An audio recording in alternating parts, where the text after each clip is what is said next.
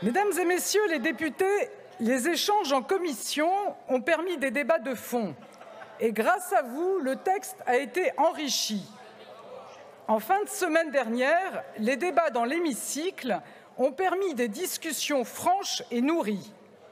Cependant, lundi, lors de l'examen des crédits de la mission Écologie, Développement et Mobilité durable, avec 15 milliards d'euros de dépenses nouvelles, ponctionnés sur des programmes essentiels, vous avez profondément bouleversé la cohérence et les équilibres du texte.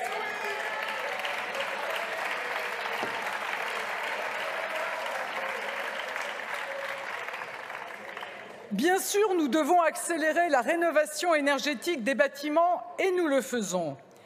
Mais mesdames et messieurs les députés de la NUPES et du Rassemblement national, vous le savez bien, on ne peut pas multiplier par 7 du jour au lendemain les travaux de rénovation thermique.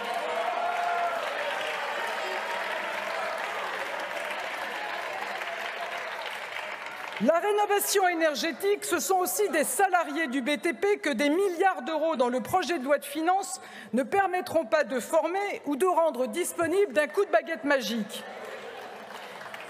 La rénovation énergétique, ce sont aussi des matériaux dont l'approvisionnement d'un certain nombre est déjà en tension, des tensions qui ne pourront pas être réglées par un amendement au projet de loi de finances.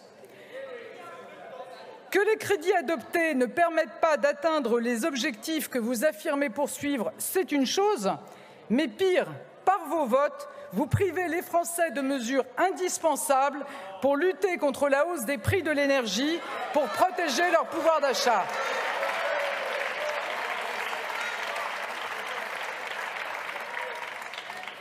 Vous ne pouvez pas ajouter 15 milliards d'euros de dépenses dont la générosité flirte avec la démagogie sans les ponctionner sur d'autres politiques publiques, d'autres aides au service des Français.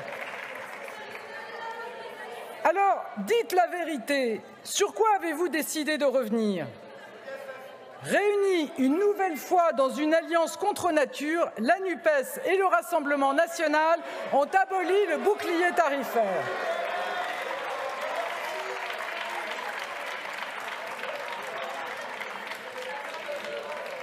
Dit autrement, vos amendements conduiraient à doubler les factures d'énergie des Français. Nous ne pouvons pas l'accepter.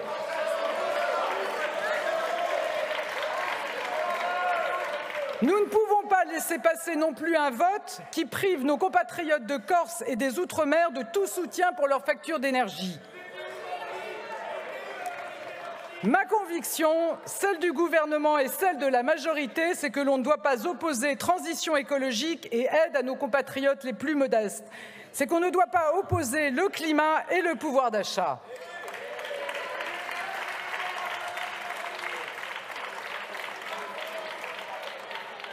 Nous pouvons les concilier et c'est ce que propose ce texte, puisque nous investissons davantage pour la transition écologique et que, dans le même temps, nous protégeons les Français face à la hausse des prix de l'énergie. De leur côté, les amendements votés exposent de plein fouet nos compatriotes à l'inflation.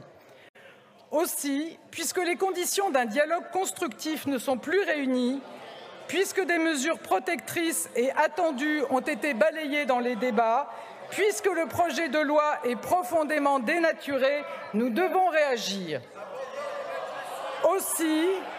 Aussi, sur le fondement de l'article 49, alinéa 3 de la Constitution, j'engage la responsabilité de mon gouvernement sur la deuxième partie et l'ensemble du projet de loi de finances pour 2023.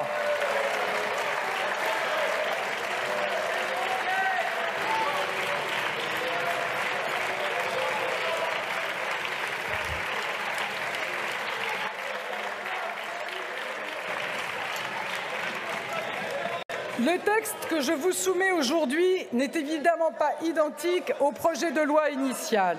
Un peu de silence, s'il vous plaît. Il a été modifié compte tenu de vos échanges en commission. Il retient un certain nombre d'amendements adoptés en séance, notamment lors de l'examen des crédits de la mission Outre-mer. C'est un texte qui a évolué aussi en fonction des urgences et des priorités dont vous vous faites le relais. Je pense aux 7 milliards d'euros supplémentaires pour la protection des entreprises et des collectivités face à la hausse des prix de l'énergie, en particulier grâce à l'amortisseur électricité. Je pense aux 500 milliards d'euros supplémentaires pour le fonds vert. Je pense aux moyens supplémentaires. 500 millions. Je pense aux moyens supplémentaires. Je pense aux moyens supplémentaires pour une école inclusive avec la revalorisation des salaires des AESH.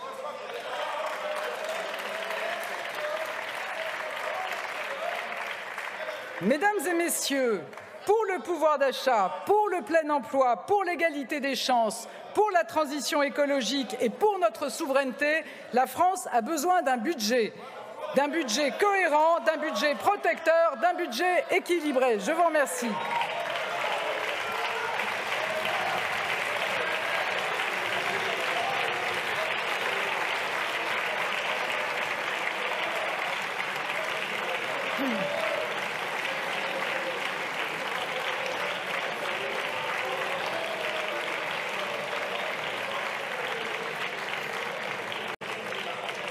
Merci beaucoup, Madame la Première ministre. L'Assemblée nationale prend acte de l'engagement de la responsabilité du gouvernement conformément aux dispositions de l'article 49 alinéa 3 de la Constitution. Le texte sur lequel la Première ministre engage la responsabilité du gouvernement sera inséré en annexe au compte-rendu de la présente séance. En application de l'article 155 alinéa 1er du règlement, le débat sur ce texte est immédiatement suspendu. Ce texte sera considéré comme adopté, sauf si une motion de censure déposée avant demain 17h31 est votée dans les conditions prévues à l'article 49 de la Constitution. Dans l'hypothèse où une motion de censure serait déposée, la conférence des présidents fixera la date et les modalités de sa discussion. Prochaine séance demain à 15h pour les questions au gouvernement. La séance est levée.